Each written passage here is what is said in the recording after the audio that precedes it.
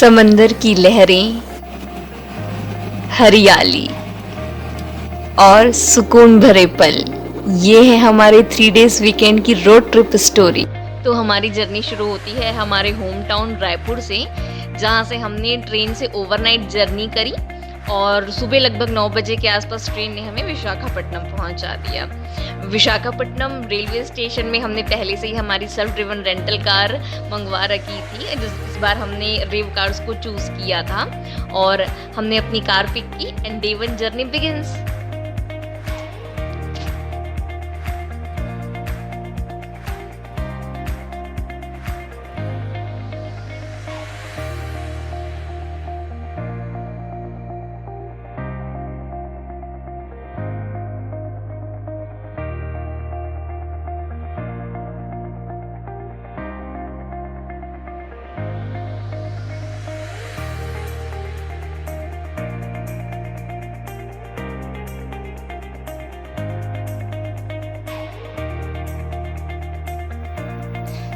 National highway 16 को explore करते हुए हम चल पड़े थे काकीनाडा की ओर, जहाँ हमें कभी एक तरफ पैडी फील्ड्स दिख रही थी, कोकोनट ट्रीज दिख रहे थे, क्योंकि उस दिन शिवरात्रि भी थी। तो रास्ते में शिवरात्रि के मेले भी देखने को मिले, एक बहुत खूबसूरत झील मिली और उसके बाद ये सब एक्सप्लोर करते करते हमने कुछ 150 किलोमीटर के डिस्टेंस को 5 घंटे में कंप्लीट किया और दोपहर होते होते हम काकीनाडा पहुँच चुके थे।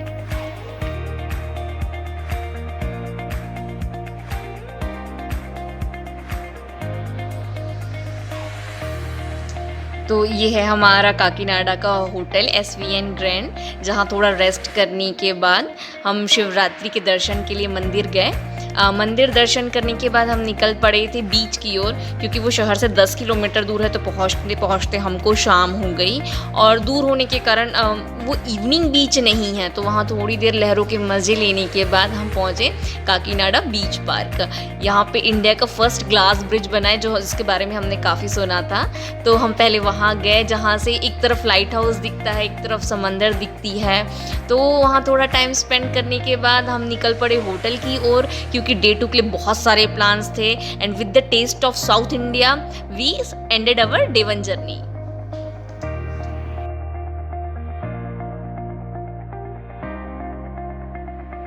तो डे 2 की शुरुआत हो चुकी है और डे 2 की हमारा फर्स्ट डेस्टिनेशन है Coringa wild life sanctuary and hope island. ये सेंचुरी अपने मैंग्रोव फॉरेस्ट के लिए काफ़ी फेमस है, जिसके बारे में हमने गूगल से काफ़ी कुछ पढ़ा था। तो हम चल पड़े सेंचुरी की ओर और जैसे ही हम वहाँ पहुँचे और वहाँ की लोकल अथॉरिटीज़ से बात की, हमें मालूम चला ड्यू टू मेंटेनेंस आधी सेंचुरी तो बंद है। तो इनिशियली तो हम काफ़ी डिसअपॉइंट हो गए थे, ऐसा लगा हम क्यों यहाँ आए हैं।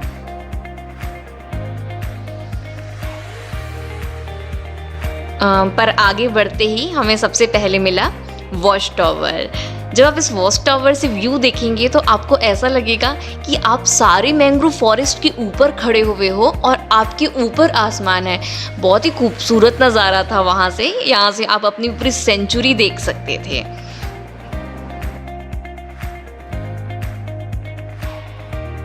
वॉच टावर के बाद अब हम आगे बढ़े वुडन वॉक की ओर और इतनी खूबसूरत जगह थी कि यहाँ कुछ मूवीज़ की शूटिंग हो रही थी, लोग अपने प्री वेडिंग शूट के लिए आए हुए थे। और क्योंकि ये जगह कम्प्लीटली अनएक्सप्लोर्ड है, इसलिए बहुत ही ज़्यादा पीसफुल भी है।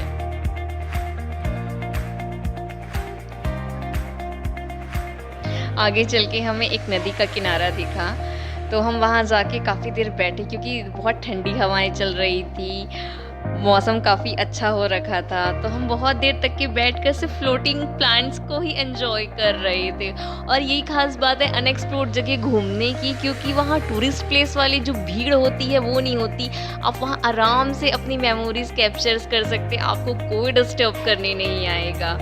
और ये वो रिवर है जिसके बारे में मैंने आपको बताया। ये देखिए, इस पॉइंट पर जाकर के बे ऑफ बंगाल से मिल जाती है और ये रिवर सेंचुरी के बीचों बीच से गुजरती है, जिसमें बोटिंग भी होती है। और इसी बोट के थ्रू हम होप आइलैंड जाते हैं, बट अनफॉर्चुनेटली ये उस समय बंद थी।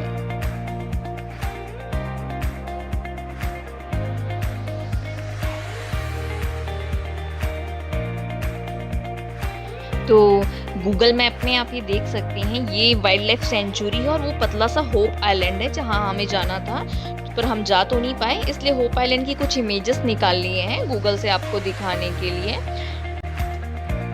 कोरिंगा से निकलने के बाद हम यनम की ओर आगे बढ़ चुके थे, जो लगभग 20 किलोमीटर की दूरी पर है। यनम पुडुचेरी यूनियन टेरिटरी का एक हिस्सा है और ये रास्ता इतना खूबसूरत था कि आपको अगर केरल गए हुए हैं तो उसकी याद ज़रूर आएगी। तो वहाँ कुछ फ़ोटो लेते हुए, गूगल मैप में ढूंढते हुए हमने देखा आसपास घूमने को क्या है, तो एक टावर के बारे में हमें पता चला, तो हम उसकी ओर चल पड़े थे। ओबेलिस्क टावर के रास्ते में हम लगभग 5 किलोमीटर गोदावरी रिवर के पैरेलल चलते रहे, जो अपने आप में एक बहुत ही प्यारा एक्सपीरियंस था।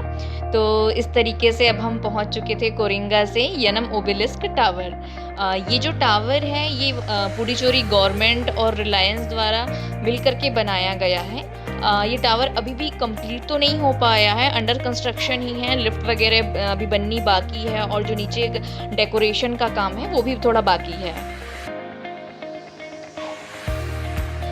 ओबेलिस्क टावर में चढ़ने के बाद आपको गोदावरी नदी का डेल्टा दिखाई देगा। ये गोदावरी नदी जब बंगाल की खाड़ी में मिलने वाली रहती है, उसके जस्ट पहले जो अपना डेल्टा बनाती है वो है। और डेल्टा के अलावा वहाँ के जो आसपास के मैंग्रोव फॉरेस्ट हैं वो भी आपको वहाँ पर दिखाई देंगे टावर से। और वहीं पे हमने कहीं पढ़ा कि mangrove wooden walk 2 kilometres away, तो हमने वहाँ के लोगों से पूछा कि भाई ये क्या है, तो पता चला कि कुछ लोकल गवर्नमेंट ने टूरिज्म को डेवलप करने के लिए एक वुडन वॉक बनाया है। ये लोकेशन गूगल मैप में तो नहीं थी, तो हम वहाँ के लोकल लोगों से पूछते पूछते पहुँचे वहाँ पर। ये है यनम्स मैंग्रोव वुडन वॉक। आप देख सकते हैं चारों ओर डेंस फॉरेस्ट है और उसके बीच में जस्ट एक पाथवे है। तो इस पाथवे में चलने का एक्सपीरियंस इतना ऑसम था क्योंकि चारों तरफ सिर्फ डेंस फॉरेस्ट है, कुछ झिंगुर की आवाज़ है, कुछ चिड़ियों की आवाज़ है, नदी की आवाज़ है, और हम दोनों के अलावा हार्डली लोकल 5-6 लोग थे क्योंकि अभी बिल्कुल भी एक्सप्लोर नहीं हो पाया है, वो भी थोड़ी देर में चले गए थे। So it was quite adventurous, quite scary and obviously it was romantic also। तो आप यहाँ पे आराम से रुक करके फोटोज ले सकते हैं, आपको कोई डिस्टर्ब करने नहीं आएगा। ये वुडन वॉक 1.5 किलोमीटर लंबा एक यू शेप का है, जिसमें हम काफ़ी आगे चलने के बाद हमें कुछ लोकल लोग दिखाई दिए जो बोटिंग करके वहाँ पहुँचे हुए थे। तो हमने उनसे पूछा कि क्या हम अभी बोटिंग कर सकते हैं, तो उन्होंने बोला no this is not a boating point. तो ये एक बोटिंग की इच्छा हमारी उस समय तो रह गई थी। फिर हम वहाँ से आगे निकले और गोदावरी रिवर हमारे पैरेलल चलती रही। और मैंग्रोव फॉरेस्ट में पाथवे बहुत इम्पॉर्टेंट होता है क्योंकि ये फॉरेस्ट जिस लैंड पे होते हैं वो मार्श होती है, तो दलदली ज़मीन पे चलना आसान नहीं होता, इसलिए ये पाथवे फॉरेस्ट डिपार्टमेंट द्वारा बनवाया गया है। और बन तो ये पूरा गया है लेकिन कुछ एरियाज़ में अभी भी पेंटिंग का काम बाकी है।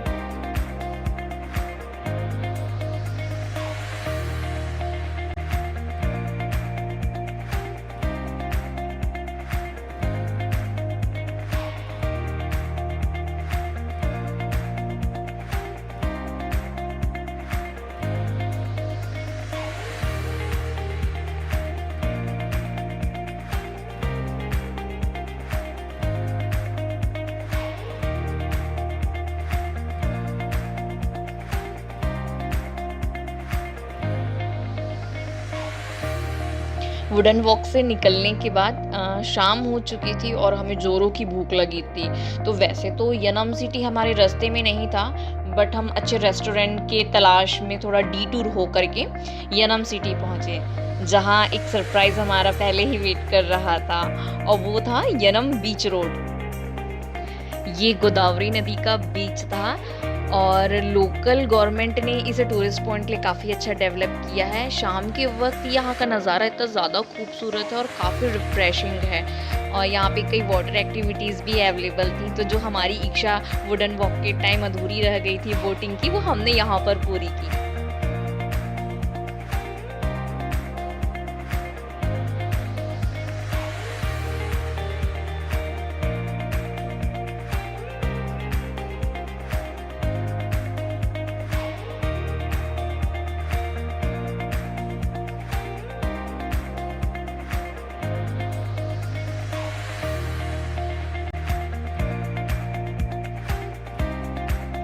रिवर राइड और फूड एंजॉय करने के बाद हम वापस चल पड़े थे काकीनाडा की ओर। सो इस तरीके से हमारे रोड ट्रिप का डे 2 काफ़ी एक्साइटिंग रहा। डे 3 और हमारी जर्नी के आखिरी दिन की शुरुआत होती है। इस दिन हमें विशाखापट्टनम वापस लौटना था, पर क्योंकि हम पहले ही नेशनल हाईवे एक्सप्लोर कर चुके थे तो हमने सोचा कि क्यों ना रीजनल आंध्रा को एक्सप्लोर किया जाए। इसलिए हम नेशनल हाईवे छोड़ करके कोस्टल एरिया में चलना शुरू किए और सबसे पहले हमें मिला उपाड़ा बीच रोड।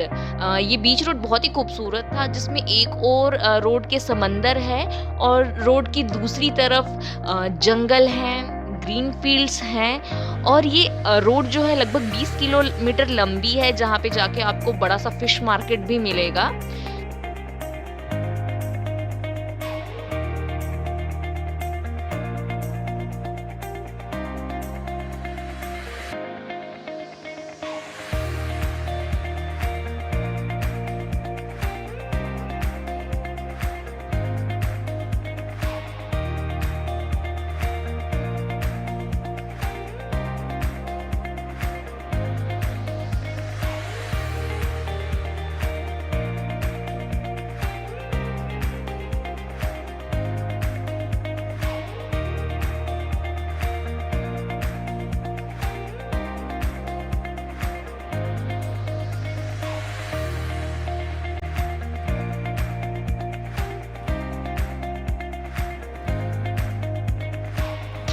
सुबह की एक शानदार शुरुआत के बाद अब हम बीच रोड छोड़ रूरल आंध्र प्रदेश से होते हुए विशाखापट्टनम की ओर बढ़ने लगे थे और यहाँ आपको टिपिकल रूरल कल्चर देखने को मिलेगा। और हमने ब्रेकफास्ट में भी कुछ लोकल फूड खाया था और ये एक्सपीरियंस हमारे लिए बहुत ही शानदार था।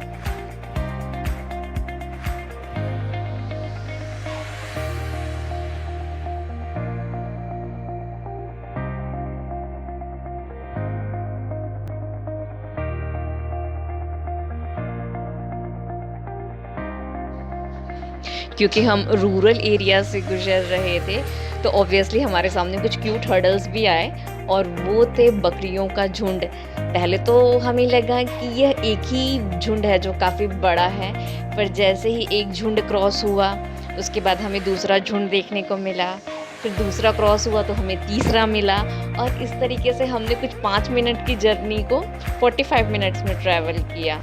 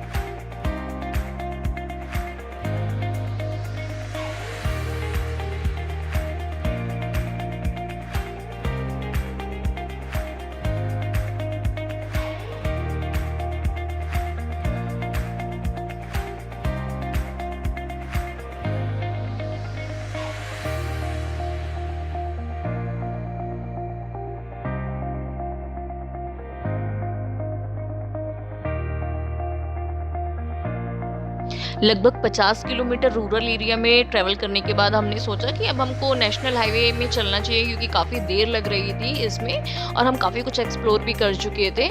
तो अब हम नेशनल हाईवे की ओर चलने के लिए जैसे ही मुड़े तो हमें एक माइनिंग दिखाई दी, शायद किसी नहर को निकालने के लिए बनाई गई थी और ये जगह हमें इतनी पसंद आई कि हमने इसे पिक ऑफ द जर्नी के लिए चूज़ किया। नेशनल हाईवे पकड़ने के बाद दोपहर होते होते हम विशाखापट्टनम पहुंच चुके थे और हमें भूख भी जोरों की लग चुकी थी। तो एक अच्छे वेज रेस्टोरेंट की तलाश में हम पहुंचे ढाबा सिटी पंजाब, जो एक ऐसी फैमिली को बिलोंग करता है जिसने बैटल ऑफ सारीगढ़ी से लेकर के आज तक डिफरेंट जनरेशन के through navy, army, air wing सब में अपनी सर्विसेज दी हैं। लंच करने के बाद हम चल पड़े थे आर के बीच की ओर और आर के बीच में हमारा पहला स्टॉपेज था Kursura submarine museum.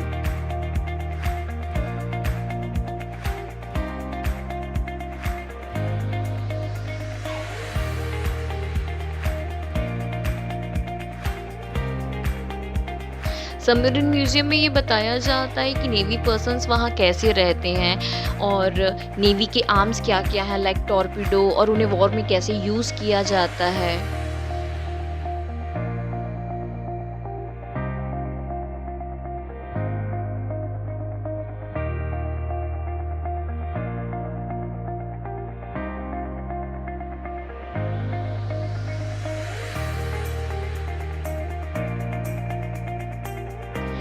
Submarine museum से निकलने के बाद हम एयरक्राफ्ट म्यूज़ियम गए जो जो उसके बिल्कुल सामने ही है क्योंकि विशाखापट्टनम नेवी का ईस्टर्न हेडक्वार्टर है।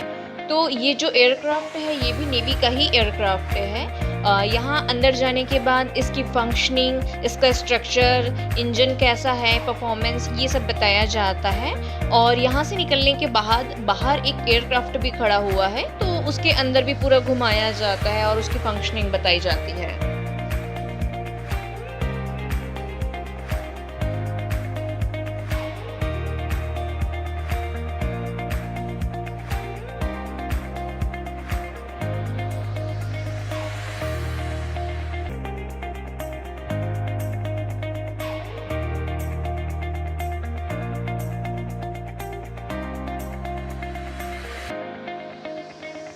एयरक्राफ्ट म्यूज़ियम से निकलने के बाद हम आर.के. बीच गए जो उसके बिल्कुल सामने ही है और शाम हो चुकी थी। हमारे पास कुछ 2 ढाई घंटे थे ट्रेन के लिए, तो हम समंदर किनारे बैठ कर के काफ़ी रिलैक्स किए खुद को, लहरों का मज़ा लिए, ऊपर से गुजरते हुए एयरक्राफ्ट्स को देखते रहे और इस तरीके से हमारी 3 दिन की जो रोड ट्रिप थी वो काफ़ी एक्साइटिंग रही और बिल्कुल अब ख़त्म होने को आ चुकी थी।